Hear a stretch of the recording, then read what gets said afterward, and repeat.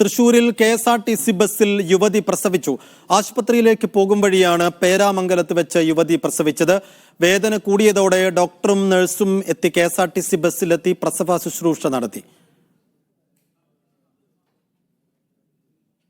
അഖിൽ വിവരങ്ങൾ നൽകും. അഖിൽ, എന്താണ് സംഭവിച്ചത്? അവരുടെ ഇപ്പോഴത്തെ ആരോഗ്യാവസ്ഥ എങ്ങനെയാണ്? സൈഫുദ്ദീൻ യുവതി ഭർത്താവുമായിട്ട് മറ്റൊരു ആശുപത്രിയിലേക്ക് പോവുകയായിരുന്നു. KSRTC ബസ്സിൽ യാത്ര ചെയ്യുകയായിരുന്നു. ഈ സമയത്താണ് പേരാമംഗലത്ത് വെച്ച് ഇവർക്ക് പ്രസവവേദന അനുഭവപ്പെട്ടത്. ഉടൻ തന്നെ ഈ KSRTC ഡ്രൈവറും മറ്റവരും ഈ KSRTC ബസ് തിരിച്ച് തൊട്ടടുത്തുള്ള അമല മെഡിക്കൽ കോളേജിലേക്ക് യുവതിയെ കൊണ്ടുപോവുകയായിരുന്നു.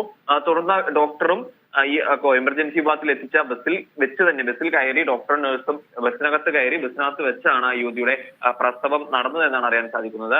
നിലവിൽ എന്തായാലും അമ്മയും കുഞ്ഞും സുഖമായിരിക്കുന്നു എന്നാണ്, മറ്റ് പ്രശ്നങ്ങളൊന്നും ഇല്ല എന്നാണ് അറിയുന്നത്.